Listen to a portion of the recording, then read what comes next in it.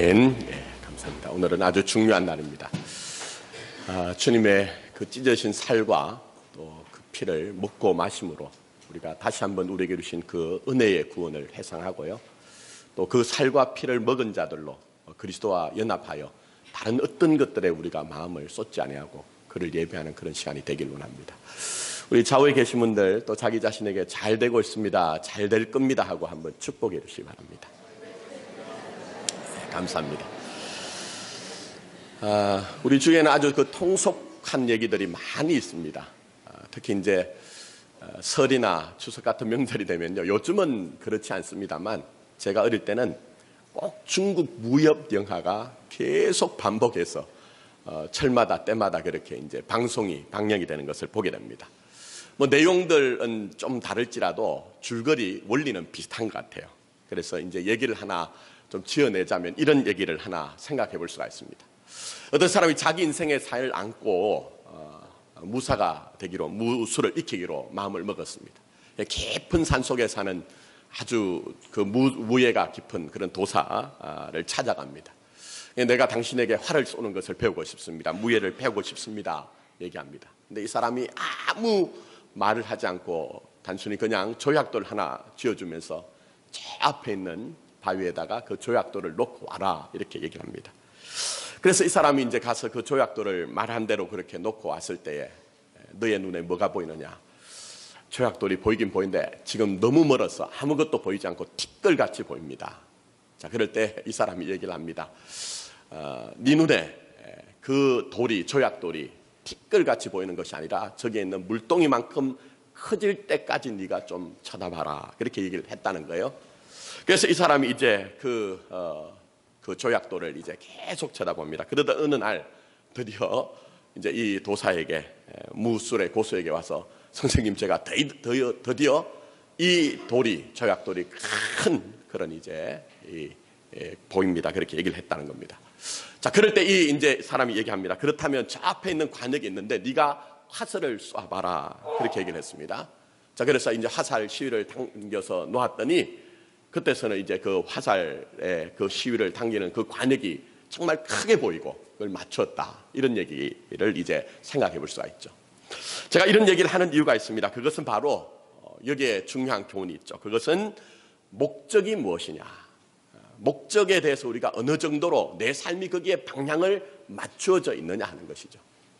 우리가 세상에서도 성공과 실패라는 것이 많은 경우에는 목적에 대한 나의 태도에 달려있는 경우가 있습니다. 그래서 우리가 목적에 대해서는 아주 분명하고 자명한 태도를 가져야 되는 것이죠. 근데 제가 목회를 하다 보니까 마찬가지입니다. 교회와 신자도 마찬가지입니다. 교회가 영광이 있을 때가 있어요. 힘이 있을 때가 있습니다.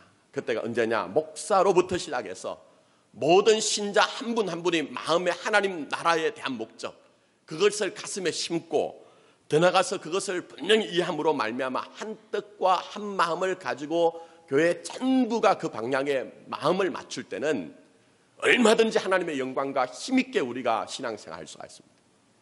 자, 그러나 역으로 반대로 생각해보면 어떨까요? 주신 목적 찾고 있는데 우리가 망각하거나 분명한 목적이 있는데도 그걸 무시한다면 교회와 신자는 약해질 수밖에 없다는 것입니다. 우리 주님도 이 땅에 오셔서 우리에게 보여주신 삶을 통해서 바로 이 하나님 나라의 목적에 대해서 전부를 사실은 그 인생의 목적을 맞추셨죠. 그리고 또한 교회된 우리들은 우리 주님의 마음에 있던 바로 이 땅에 세우고자 하신 바로 그 교회를 우리의 생애에 좀 이루고자 하는 거룩한 열망 분명히 있어야 될 줄로 믿습니다. 자, 그래서 제가 오늘 이제 퇴소의 기간인데 이제 이번 주부터 사실은 이제 우리 교회의 비전을 나누고자 한다 그렇게 말씀을 드렸습니다. 그래서 주보를 보시면 간지가 하나 있을 겁니다. 마포지에도 사실 중복되는 내용이 나오지만 제가 여러분들과 함께 좀 애쓰고 수고하면서 하나님 나라를 이루어가기 위해서 무엇을 할 것이냐 고민하는 가운데 이 간지를 좀 그렇게 만들어서 넣었습니다. 이거 보시고 이거는 뭐 그냥 교회의 비전이지 또 목사의 어떤 기도 제목이지 그렇게 생각하지 마시고 제가 이미 말씀드린 것처럼 이것이 여러분의 개인의 어떤 비전, 또 자녀들의 양육의 비전, 여러분의 산업의 비전, 그렇게 된다면 하나님이 분명 우리에게 큰 일을 행하실 것입니다. 자, 제가 이것을 전부 다 설명드릴 수는 없고요. 이번 주부터 하나하나 좀 이제 설명을 드리면서 전체적인 것은 마지막에 제가 결론을 짓고 종합을 하도록 하겠습니다. 그러면서 오늘은 이제 6가지 비전, 그 뒷페이지를 보시면 6대 비전이란 게 나오죠. 자, 그걸 한번 보겠습니다. 자, 첫 번째 비전이 무슨 비전입니까? 예루살렘의 비전. 두 번째가요, 나사렛의 비전. 세 번째가 갈릴리의 비전. 네 번째가 사마리아의 비전. 다섯 번째가 안디옥의 비전. 여섯 번째가 로마의 비전. 이렇습니다. 근데 오늘은 이제 예루살렘의 비전입니다. 자, 예루살렘의 비전이 무엇입니까? 영광스러운 예배 공동체, 이렇게 되어 있습니다. 그러니까 교회와 신자의 삶의 가장 기초적이고 근본적이며 가장 중요한 것은 예배입니다. 그래서 제가 금주부터 시작해서 몇 주간 좀 나누려고 하는데요. 여러분, 결론적으로 말씀드리면 예배가 무너지면 교회와 신자에게는 모든 것들이 다 무너질 수밖에 없습니다. 그래서 첫 번째 가장 중요한 것은 예루살렘의 비전입니다. 요즘 어떻습니까? 신앙생활 하시기 세상에서 수월하세요? 수월치 않으실 겁니다. 이 시대가 참 영적으로 어두운 시대가 됐어요. 바깥에 한 걸음만 나가면 사실은 교회를 향해서 수많은 사람들이 우리가 지금 행하고 있는 것 이상으로 많은 비난을 우리에게 쏟아붓죠. 예를 들면 목사인 저는 바깥에 나가서 목사라고 쉽게 말하기가 쉬운 시대는 아닙니다. 세상의 사람들이 목사라고 하면요, 그냥 목사라고 불러주기만 해도 감탄할 것인데 그렇게 하지 않고 아주 독한 말로 부르는 시대가 되었습니다. 이게 저 같은 이제 사역자들은 사실은 이 목회를 한다는 것 자체가 굉장히 부담이 되는 일이죠. 또 여러분들 어떠십니까? 장로님, 또 권사님, 집사님, 나 교회 다니는 신자입니다. 이렇게 내 곁에 있는 사람에게 얘기하기가 쉽지 않은 시대가 되었죠. 제가 가르치던 이제 청년 한 명을 언젠가 한번 만난 적이 있습니다. 근데 그런 얘기를 해요. 목사님, 아이고, 요즘은 정말 신앙생활 하기가 힘들어요. 제가 물었어요. 야, 너같이 그렇게 꿈 많은 청년회 때 가슴에 피가 팍 끓는 청년회 때 무슨 그런 얘기를 하느냐. 그런 얘기를 했더니 얘가 하는 말이 이거예요. 어느 날인가는 오랜만에 친구들 만났답니다. 고등학교 때 친구들 오랜만에 만났는데 그 친구들이 이구동성하는 말이 그거래요. 너 아직도 교회 다니냐? 너 아직도 교회 다니냐? 그런 말을 듣는 시대가 바로 이런 시대인 것이죠. 그래서 우리가 참 어려운 시대이고 심각한 도전이 교회와 신자들에게 있는 그런 시대입니다. 자, 그런데 돌아보자면 왜 이렇게 되었을까? 무엇이 문제일까? 저는 오늘 결론적으로 다시 한번 말씀드립니다. 우리의 예배가 무너졌기 때문이죠. 사실 우리가 형식적으로는 정말 하나님 앞에 갖추어진 예배를 드리는지 모르지만 우리가 마음으로 영으로 하나님 앞에 온전한 예배를 드리는 것이 너무나 약해졌기 때문에 우리의 삶에 이런 모습이 있다는 것이에요. 오늘날 조국교회 현실, 또 우리 교회 현실들을 우리가 바라보면 많은 사람들이 백가쟁명식의 분석과 판단과 해결책을 내놓습니다. 틀린 것 아닙니다. 그러나 제가 생각할 때는요, 가장 근본적인 문제는 우리의 예배가 무너져 있다는 것이에요. 근데 많은 사람들이 그런 생각할 수 있죠. 아니, 목사님, 무슨 말씀을 그렇게 하십니까? 이 땅에 우리가 눈을 들어보기만 해도 당장 수많은 교회들의 건물이 서 있고 그게 십자가가 서 있고 또 수많은 예배와 모임들이 있으며 우리가 조금만 내가 원하는 설교가 있을 때 TV를 틀든지 아니면 인터넷에 들어가면 내가 원하는 그 설교를 들을 수 있는데 왜 예배가 무너졌단 말입니까? 이런 의문을 가질 수 있습니다. 제가 여러분에게 여쭤보고 싶은 것이 있습니다. 그것은 바로 이렇게 많은 예배가 있고 내가 원하는 설교자를 통해서 설교를 들을 수 있는데 우리는 왜 이렇게 과거보다 더 영적으로는 배고프고 영적으로 목마르냐 하는 거예요. 우리가 왜 그렇게 삶의 무의미함을 우리가 지금 느끼고 있느냐 하는 것입니다. 그것은 바로 우리의 예배가 무너져 있고 우리가 온전한 예배를 드리지 못하기 때문이 아닌가 하는 것입니다. 여러분, 안에 우리의 속에 아주 깊은 중병이 있는데 아무리 바깥으로 화장을 한다 할지라도 그게 무슨 소용이 있을까요? 마찬가지로 오늘 우리의 예배가 신앙생활의 가장 기초이고 근본적인 것이라고 하면 가장 중요한 이 예배가 무너져 있고야 우리의 모든 것들이 백약이 무효한 것이죠. 자, 그런데 오늘 본문 말씀을 보시면 이 엘리야가 활약하던 시대도 오늘과 방불한 시대입니다. 엘리야가 활약하던 시대 왕은 아합 왕의 시대였습니다. 그런데 이 아합 왕에 대해서 하나님이 보시는 관점이 있습니다. 판단이 있고 평가가 있습니다. 자, 그게 뭐냐면 열왕기상 16장으로 가시면은 30절부터 33절에 하나님이 이렇게 말씀하세요. 오므리의 아들 아합이 그의 이전의 모든 사람보다 여호와의 보시기에 어떻다고 했어요? 악을 더욱 행하여. 그 다음에 거기에 보시면 이 악을 행한 내용이 무엇인가 하는 것들을 하나님이 말씀하십니다. 느밧의 아들 여로보암의 죄를 따라 행하는 것을 더욱 행하여. 그렇게 이제 얘기를 합니다. 오히려 가볍게 여기며 시돈 사람의 왕 엣발의 딸 이세벨을 아내로 삼고 가서 바알을 섬겨 예배하고 사마리아에 건축한 바알의 신전 안에 바알을 위하여 제단을 쌓으며 또 아세라 상을 만들었으니 그는 그 이전에 이스라엘 모든 왕보다 심히 이스라엘 하나님 여호와를 노하게 하였더라. 이렇게 얘기합니다. 그러니까 여러분, 우리가 사는 삶은 사람들 사이에 살면서 평가를 안 받을 수 없잖아요. 그러나 여러분, 사람의 평가는 전부 다 상대적입니다. 근데 우리가 얼마나 이 사람들의 상대적인 평가에 대해서는 그게 좌지우지 당하면서 우리가 그게 목말랐는지 몰라요. 근데 여러분, 그 상대적인 평가는 사실 아무것도 아닐 가능성이 있습니다. 그래서 아들러의 그 개인주의 심리학의 바탕을 둬가지고 요즘 최고로 뜨고 있는 베스트셀러 책이 한 권 있습니다. 일본인인 기시미 이치로와 고가 구미타케라는 사람이 미움받을 용기, 이런 이제 책을 하나 썼어요. 근데 여러분 한번 잘 생각해 보시면 이 사람들이 나에 대한 평가라는 것이 얼마나 여러분 상대적이냐면, 사실은 많은 사람들의 그 평가라는 것이 자기의 유익과 자기의 이익에 부합되거나 자기의 가치관에 맞을 때는 여러분들에 대해서, 나에 대해서 사람들이 옳다고 하죠. 바르다고 하죠. 맞다고 하죠.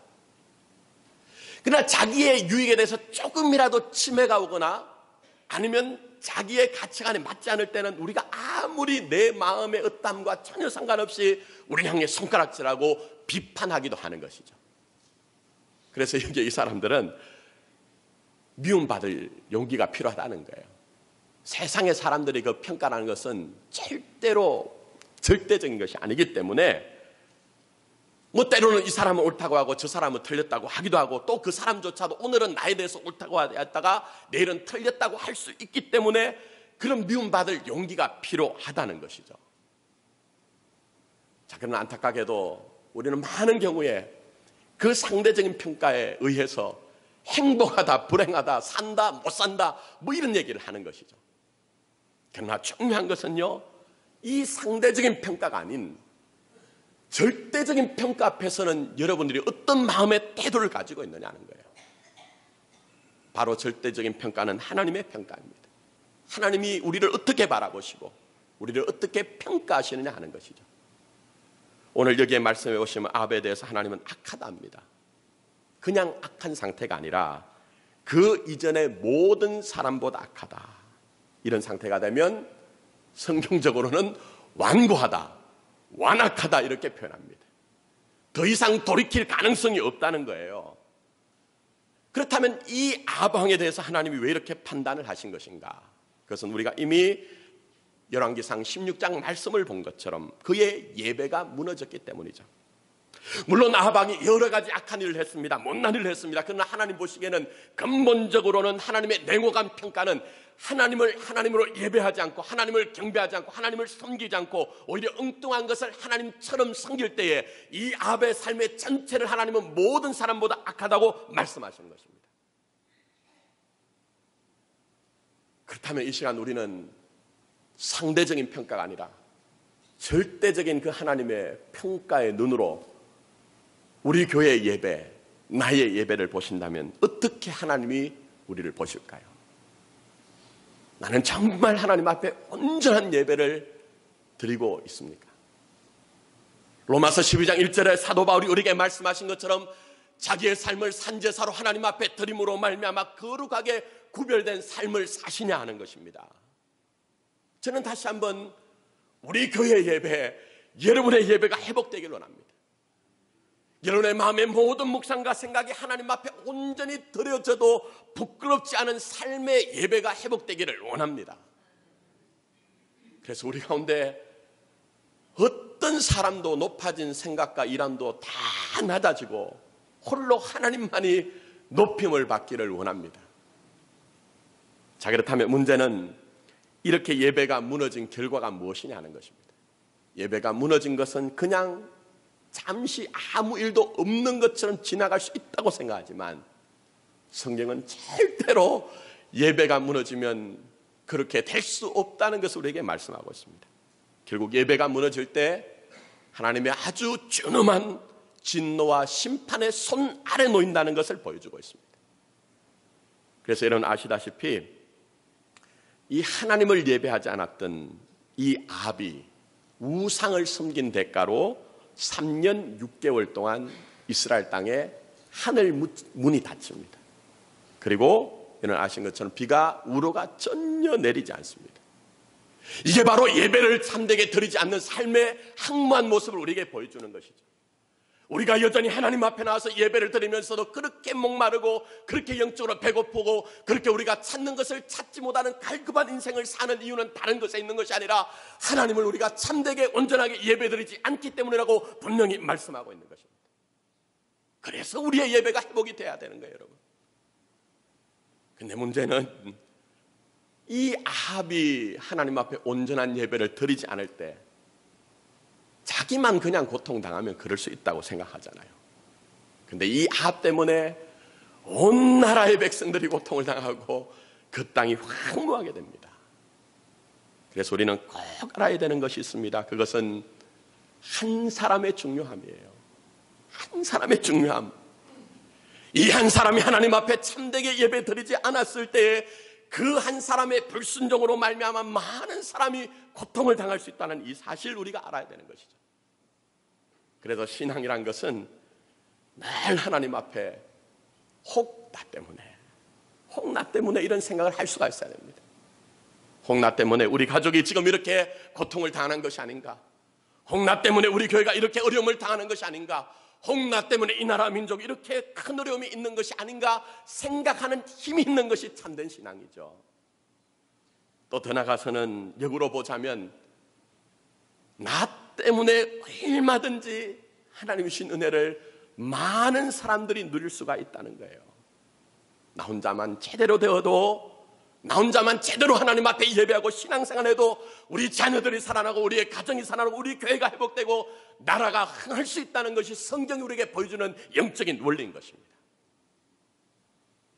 그러므로 사랑하는 성도 여러분, 여러분을 통해서 가정이 살아나고 자녀들이 살아나고 우리 교회가 살아난 역사, 하늘문이 열리고 은혜의 단비가 내리는 역사가 있기를 원합니다. 근데 문제는 아합은 깨닫질 못합니다. 돌아와야 될 때 돌아오질 않아요. 그러면서